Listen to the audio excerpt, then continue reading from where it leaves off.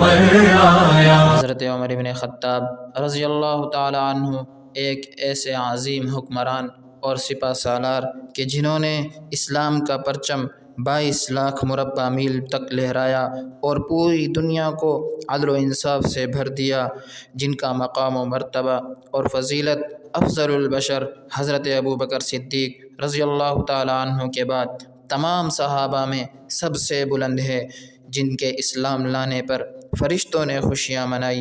حضرت عبداللہ بن مسعود رضی اللہ تعالی عنہ فرماتے ہیں کہ جس دن عمر اسلام لائے، اس دن سے اسلام کو عزتیں ملتی چلی گئیں، گویا کہ آپ کا اسلام لانا اسلام کی فتح تھی اور آپ کی ہجرت گویا کہ اسلام کی نصرت تھی۔ آپ علیہ الصلاۃ والسلام نے ان کو یہ اعزاز عطا فرمایا کہ لو کان بعدی نبی لکان عمر بن الخطاب، کہ اگر میرے بعد کسی نبی نے آنا ہوتا تو عمر بن خطاب میں وہ صلاحیتیں ہیں کہ ان کو نبی بنایا جاتا۔ ایک دفعہ آپ علیہ الصلاۃ والسلام نے حضرت عمر سے فرمایا کہ عمر، میں نے رات کو خواب میں جنت کا ایک محل دیکھا جو یاقوت، موتیوں اور زبرجد کا بنا ہوا تھا۔ میں نے پوچھا کہ یہ محل کس کا ہے؟ تو مجھے بتایا گیا کہ یہ ایک قریشی جوان کا ہے۔ پھر میں نے سوچا کہ قریشی جوان میں ہی ہو سکتا ہوں، تو میں اس میں داخل ہونے لگا تو مجھے بتایا گیا کہ یہ عمر بن خطاب کا ہے۔ اما عائشہ رضی اللہ تعالی عنہ نے ایک دفعہ نبی اکرم صلی اللہ علیہ وآلہ وسلم سے پوچھا کہ آسمان کے ستاروں کی تعداد کتنی ہے؟ تو آپ نے فرمایا کہ میں نہیں جانتا، اللہ کو معلوم ہے کہ کتنی تعداد ہے۔ پھر انہوں نے پوچھا کہ ارے اللہ کے نبی، کیا آسمان کے ستاروں کی تعداد کے برابر بھی کسی کی نیکیاں ہو سکتی ہیں؟ آپ نے فرمایا ہاں، عمر کی نیکیاں آسمان کے ستاروں کے برابر ہیں اور ابو بکر کی نیکیاں آسمان کے ستاروں سے بھی زیادہ ہیں۔ ایک دفعہ آپ علیہ الصلاۃ والسلام نے فرمایا کہ میں نے خواب دیکھا کہ میں نے دودھ پیا اور اس قدر پیا کہ اس دودھ کی تازگی میرے ناخنوں سے ظاہر ہونے لگی، اور پھر اس کے بعد میں نے اپنا بچا ہوا دودھ عمر بن خطاب کو دے دیا۔ لوگوں نے پوچھا کہ اس دودھ سے کیا مراد ہے؟ فرمایا کہ علم مراد ہے۔ حضرت علی رضی اللہ تعالی عنہ فرمایا کرتے تھے کہ جب بھی صالحین کا تذکرہ کرو تو عمر کو نہ بھول جایا کرو۔ فرمایا آپ علیہ الصلاۃ والسلام نے ارشاد فرمایا کہ اہل جنت کا چراغ عمر بن خطاب ہے۔ ایک اور جگہ فرمایا کہ جنت کا ہر فرشتہ عمر بن خطاب کا احترام کرتا ہے اور زمین کا ہر شیطان اس سے ڈرتا ہے۔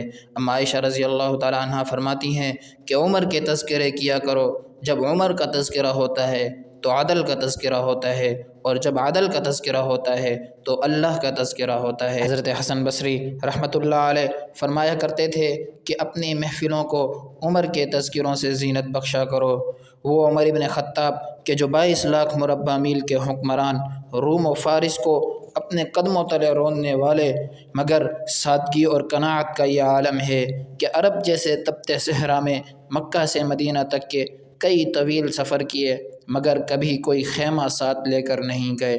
جب بھی آرام کا ارادہ ہوتا تو کسی کیکر کے درخت کے نیچے کنکریاں جمع کر کے ان کا تکیہ بناتے اور چادر بچھا کر سو جاتے۔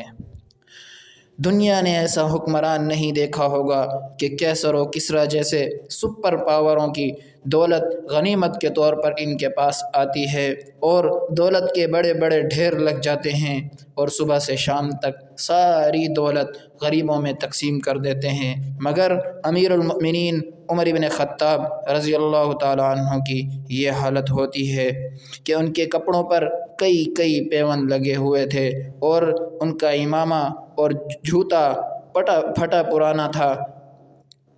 کبھی مسجد میں جھاڑو لگا رہے ہوتے، کبھی بیواؤں کے گھر جا کر ان کے لیے اپنے گلے میں مشکیزہ ڈال کر پانی بھر لاتے، اور کبھی مجاہدین کے گھروں کا ضروری سامان لے آتے، تو کبھی بیت المال کے زخمی گھوڑوں کی خود ہی مرہم پٹی کرتے تھے۔ ایک دفعہ ان کے دور حکومت میں سخت قحط آیا تو آپ نے گوشت کھانا چھوڑ دیا، اور جب بہت زیادہ بھوک لگتی تو روٹی کو زیتون کے تیل کے ساتھ کھا لیتے۔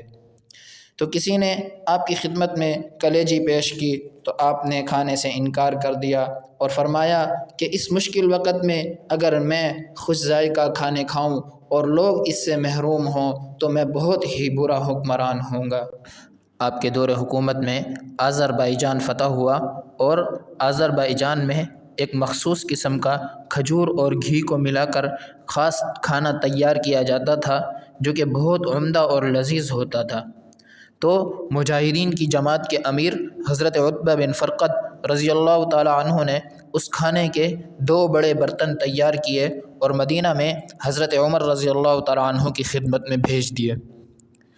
جب وہ کھانا حضرت عمر رضی اللہ تعالیٰ عنہ کے پاس پہنچا اور انہوں نے اس کو چکھا تو ان کو بھی لذیذ محسوس ہوا، تو انہوں نے لانے والے قاصد سے پوچھا کہ کیا وہاں کے عام مسلمان جو اپنے بیوی بچوں کو یہاں چھوڑ کر گئے ہیں کیا وہ بھی یہی کھانا کھاتے ہیں؟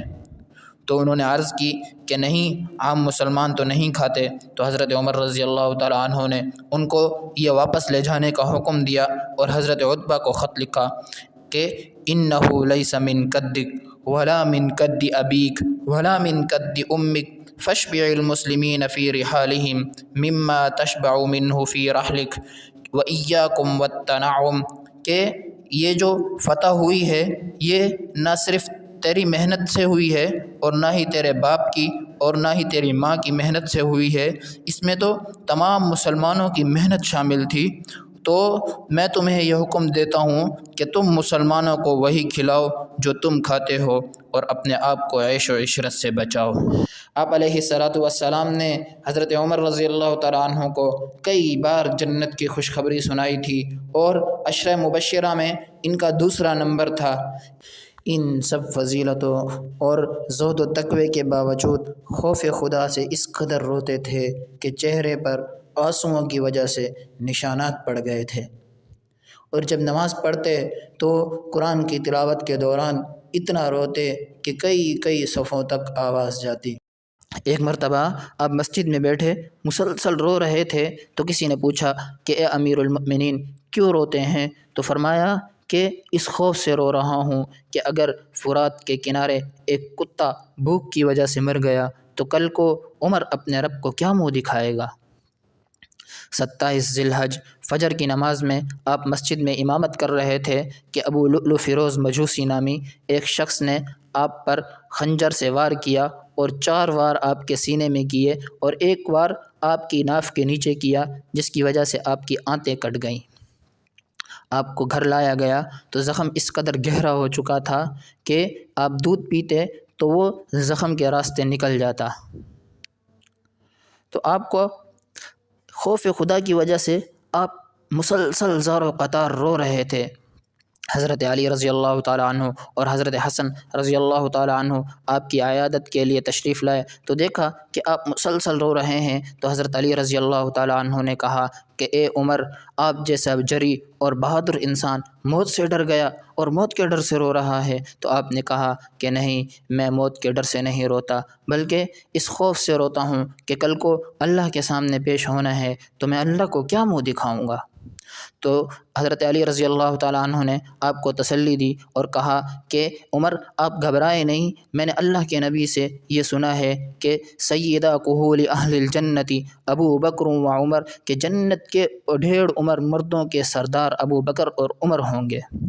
جب آپ نے یہ سنا تو آپ کے آنسو خشک ہوئے اور فوراً حضرت علی رضی اللہ تعالیٰ عنہ سے فرمایا کہ اے علی، کل قیامت کے دن آپ اس بات کی اللہ کے سامنے گواہی دے دیں گے؟ تو حضرت علی نے فرمایا کہ ہاں، میں بھی گواہی دوں گا اور میرا یہ بیٹا حسن بھی گواہی دے گا۔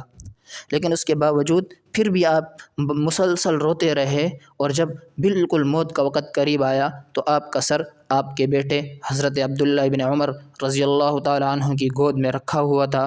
تو آپ نے اپنے بیٹے کو کہا کہ بیٹا مجھے زمین پر لٹا دے، تو بیٹے نے ادب کی وجہ سے آپ کا سر زمین پر تو نہیں رکھا، البتہ سر گود سے اٹھا کر اپنی پنڈلی پر رکھ دیا۔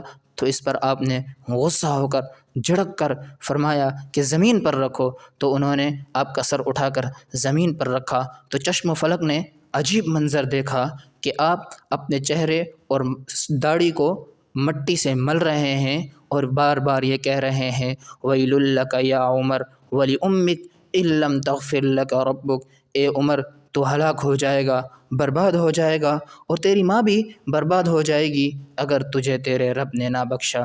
یہ کہتے جا رہے تھے اور اپنے چہرے اور داڑھی کو مٹی سے ملتے جا رہے تھے، اور اسی حالت میں جان اللہ کے سپرد کر دی۔ میرے بھائیوں، یہ حال ہے اس شخص کا کہ جو 22 لاکھ مربع میل کا حکمران تھا، اور جس نے پوری دنیا کو اپنے عدل اور انصاف سے بھر دیا تھا کہ موت کے وقت اس قدر عاجزی، انکساری اور تواضع اختیار کر رہے ہیں تاکہ اللہ کو مجھ پر ترس آ جائے اور اللہ میری مغفرت کر دے۔ میرے بھائیوں، میرے اور آپ کے پلے میں کیا ہے؟ ہم نے اپنی موت کی کس قدر تیاری کی؟